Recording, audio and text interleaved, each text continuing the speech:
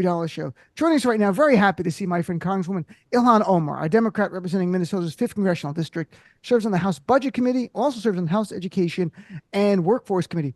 Congressman Omar, so nice to see you. Thanks for joining us today. I mean, there's so much going on, obviously, that about the campaign, about issues at the House, the Senate's back in.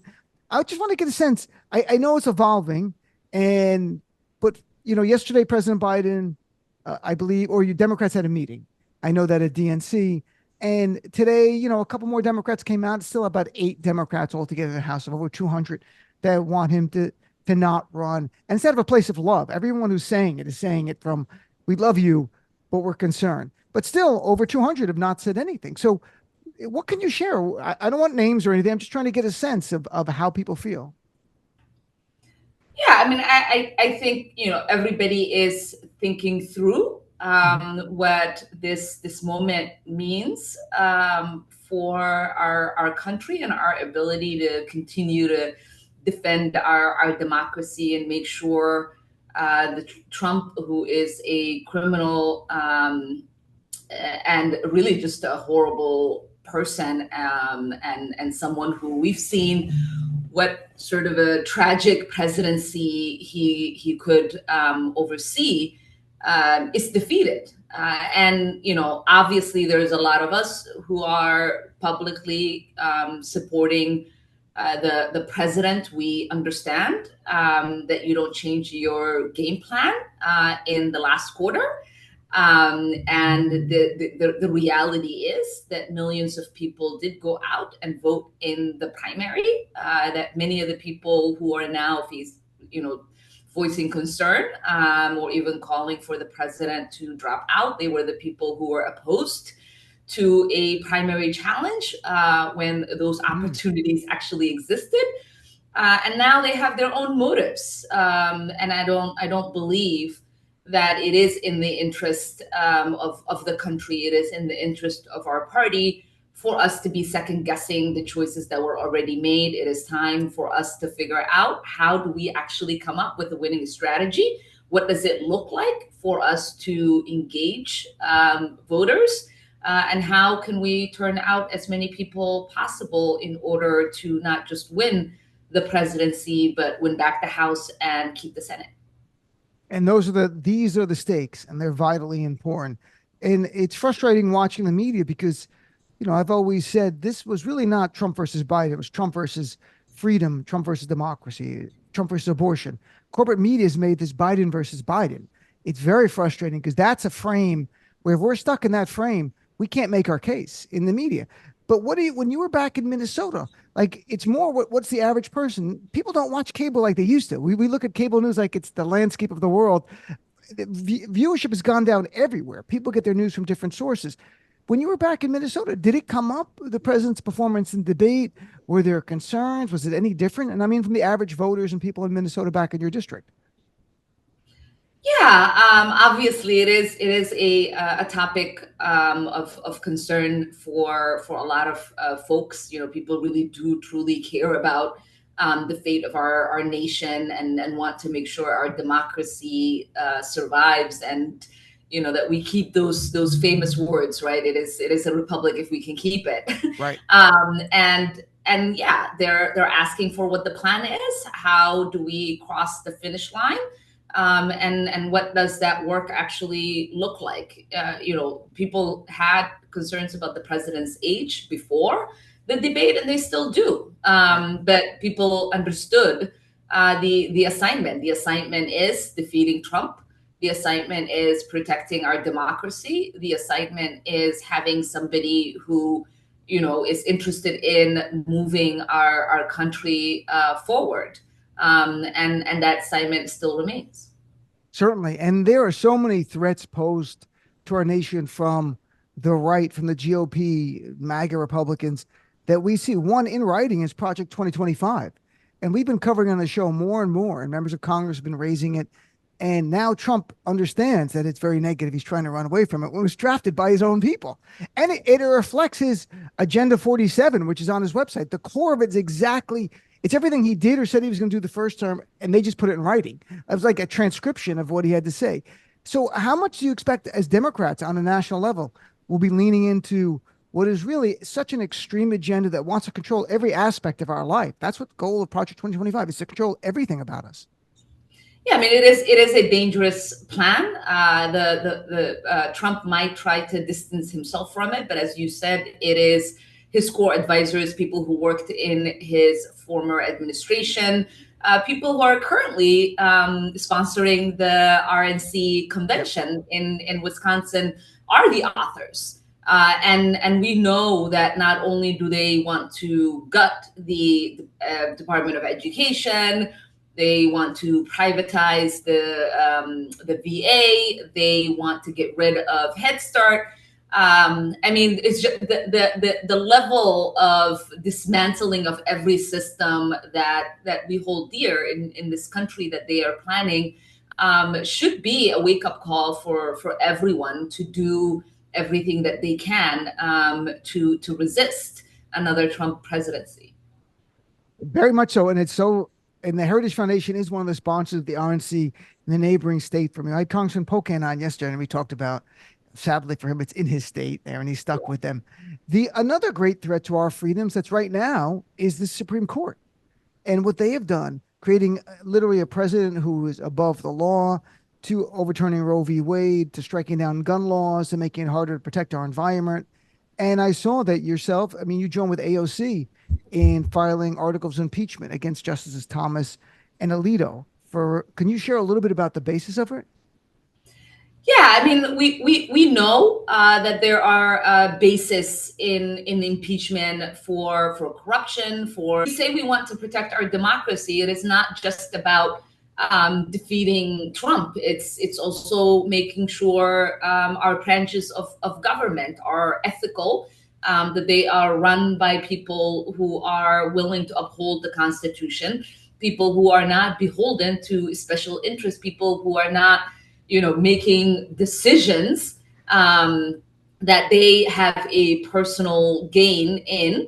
And we know that when the legitimacy of the presidency was threatened, and there is actually a case in front of the court right now, we know that Justice Thomas is not willing to recuse himself, even though his wife had heavy hand involvement in the January 6th assault on our Capitol. And so there's just so many examples.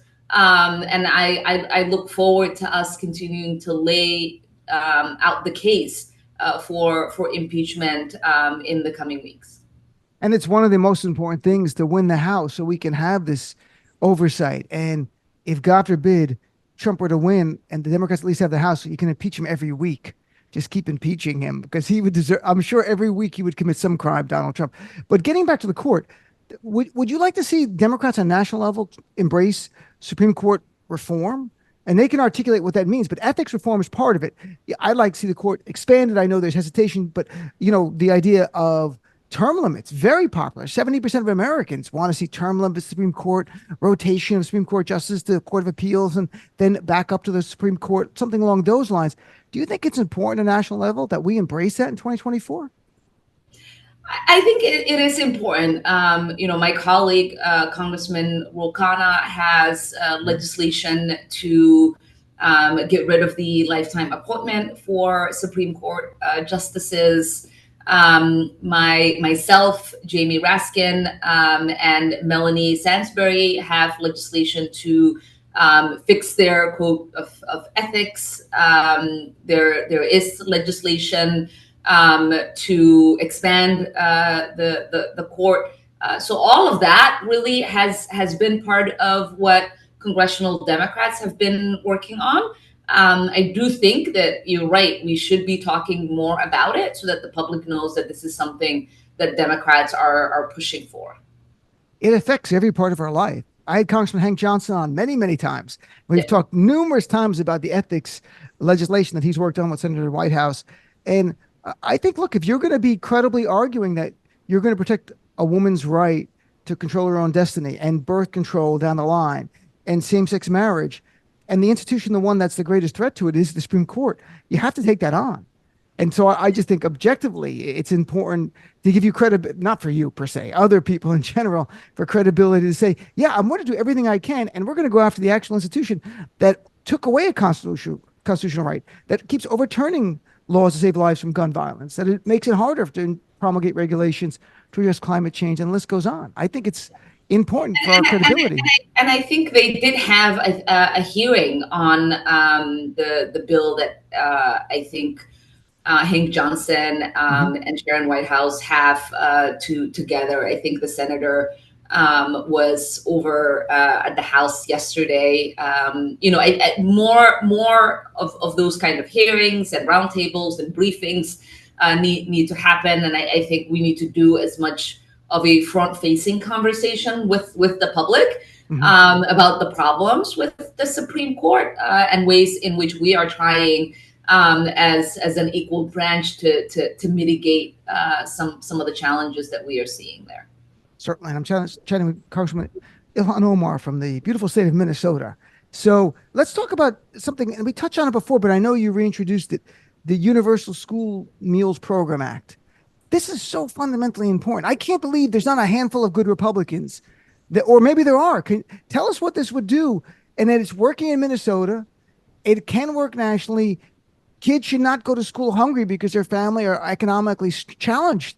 It makes them ineffective at school. They don't want to learn. They can't learn. It's such a great way to help people and invest in people and our country going forward. Yeah, I mean, I always say we have to feed the babies' bellies before we can try to feed their brains, right? Right. It's just basic math. We are conditioned as adults to recognize our behavioral changes and make space for it when we are hungry. And that does not exist at the moment when it comes to young people in our schools. Young children don't get that. You've got kids that are being punished, suspended, reprimanded because they might be experiencing hunger. We know that as somebody who's experienced severe hunger, we know that hunger does impact your brain development. We know that if you go to sleep hungry, you are less likely to wake up on time. So we know that young people who oftentimes don't have the ability to eat supper, they're going to sleep, they're waking up late, they're getting to school, they might miss that breakfast. They might not have family members that have the ability to prepare a meal for them to take to school, and so they go through this cycle throughout the day where they don't have the ability to focus and take in their studies, and their output might not be the same as another kid sitting next to them that they are being measured by the same standards, that is well rested, that right. Did have breakfast, that did bring lunch with them, and has the security of knowing that they're going to have dinner. And I think these sort of these kind of differences that our kids are showing up in schools, if we could mitigate them, we should. And I think it is imperative that meals are offered in the schools. We know that it's worked in Colorado. We know that it's worked in California, and we know that it's working now in Minnesota.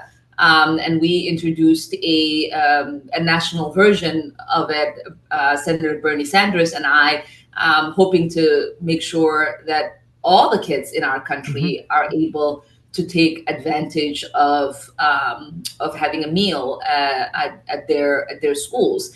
And speaking about having Republican support, I don't know about when Colorado, California, and I think New Mexico might be the fourth state that has it.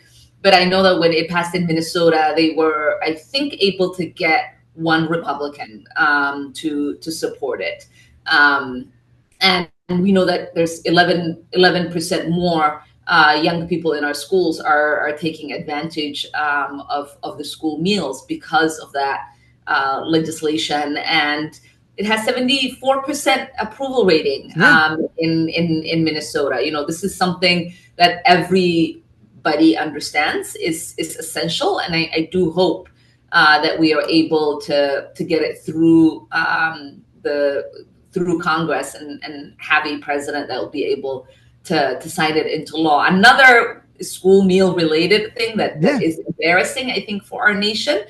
It's the shaming and the fact that there is debt associated with school meals. There's a lot of kids who do not have the ability to purchase, so they carry debt. And a lot of states actually have collectors that are calling the parents to collect that money. And we have young people who are doing fundraisers to try to raise money to get that debt paid off for their friends in their schools, which is just such a bizarre thing to deal with. So Senator Tina Smith and I also have legislation to cancel that debt and once and for all end the shaming that a lot of young people are dealing with because they come from families that don't have enough money to give them school lunch. That's a great program. And, I know Republicans are focused in the House on something to do with refrigerator freedom. So, it would be nice if they could help young people instead of talking about refrigerators and gas stoves, which I don't understand the obsession with appliances. I guess I have to do more research and maybe they have ownership in an appliance store. Maybe Trump. Yesterday we voted on legislation to protect refrigerators and dishwashers. And it was actually kind of funny as part of the debate. I was listening and Representative Katie Porter was like, it's actually hilarious to have all of these people who might not have actually loaded or unloaded a dishwasher trying to protect it. It is silly. I don't know what because these are messaging bills. I don't know who they're messaging to. If that is what they believe that their base and the American people care about, I think that is actually disrespecting the intelligence of the American people and their base. And it's just really, really unfortunate that this is what we have to deal with here as lawmakers who are tasked to deal with serious problems that our country is facing. I assume we will find out that Donald Trump has a chain of appliance stores we didn't know about at some point. It's a way for him to make more money by the Trump dishwasher and the Trump refrigerator. Yeah, maybe this was for donors or something. Maybe. Right. There could be a big T on your refrigerator. And I'm trying to Congressman Ilhan Omar. Last two things. One, I saw that you and Congresswoman Betty McCollum urging President Biden and AG Garland to start an office in DOJ for missing and murdered Black women and girls. And can you share a little bit about the problem? Because I was not that familiar with it until I read about it in your proposal. Yeah, so we introduced the Brittany Clardy Act for Black women and girls who are missing and murdered. Brittany was a young woman from Minnesota who went missing, and 9 days or so later found in the trunk of her car. She was murdered by a man who had previous history, and we know that oftentimes when people go missing, you have when people go missing, you have about 48 hours to solve the case, and in some cases maybe 24 hours. And there is bias within our system that makes it that a lot of these families, Black families, don't get the attention, care and concern from law enforcement or the media to sound the alarm about what might be happening to their loved ones.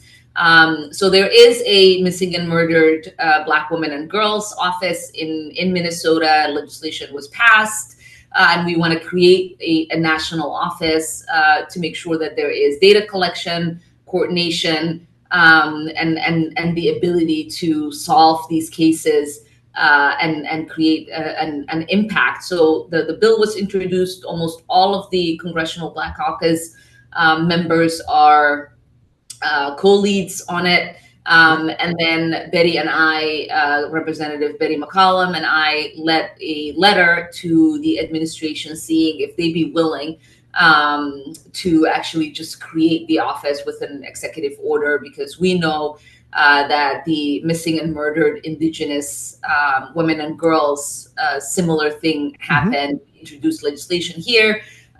We weren't successful in passing the legislation, and the then administration, the Trump administration, was able to just create the office, and we're hoping that the Biden administration would be willing to do that for Black women and girls. And just you earlier you mentioned that this is not a problem that you've heard about, which sort of makes sense, right? Again, it goes to how much this is being socialized. In Minnesota, we make up about 7% of the population as Black women and girls, but we account for 40% of those who get murdered and go missing. Wow. And so, if you think about like how big of a problem it is, those stats themselves just demonstrate that. And so we're hoping, this is a work that was being done way before I came along.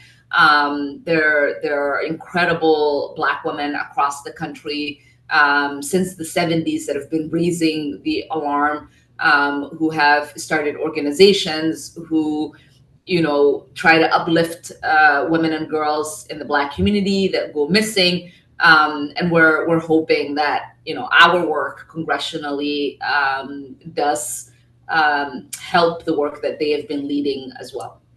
That's great work. And I recall having Congresswoman then Deb Haaland, now she's Secretary of the Interior, on my show years ago to talk about this with Native Americans.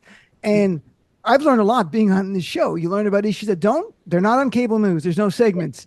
There's not many articles on the front page. They're buried in and the statistic you just said, how jarring it is, 7% of the population, Black women, yet 40% of those who are missing and murdered in Minnesota are Black. So this is a crisis. And I would imagine President Biden is very supportive of the women and girls, not of the total.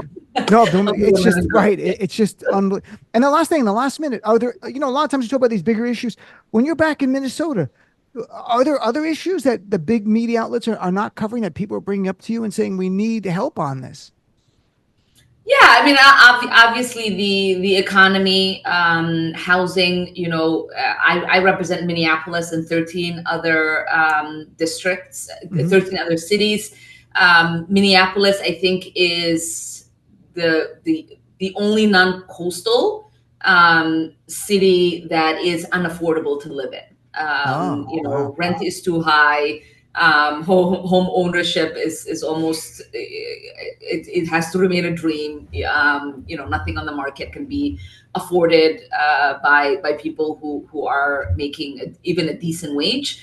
And so that's something that we're looking at. That's why I introduced the Homes for All, to increase the stock, to make sure that there's more affordable housing and opportunities for people to be able to purchase a home. We also hear a lot about shrink inflation. That's something that we're working on. We're introducing legislation on that soon.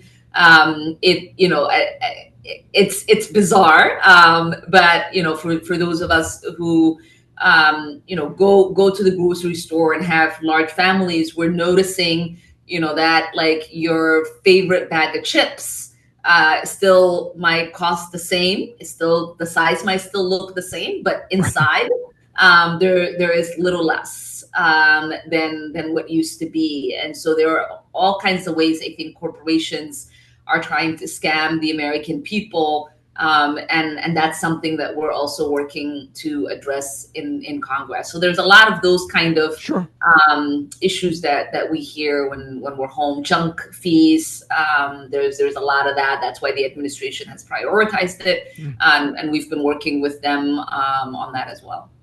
Well, Congresswoman, it's great chatting with you. It's great catching up with you. I wish you the best, and I look forward to chat with you, later in the summer or early fall to see where we are in terms of the 2024 race, the issues then. But it's always I so enjoyed talking to you. So thank you so much for being on.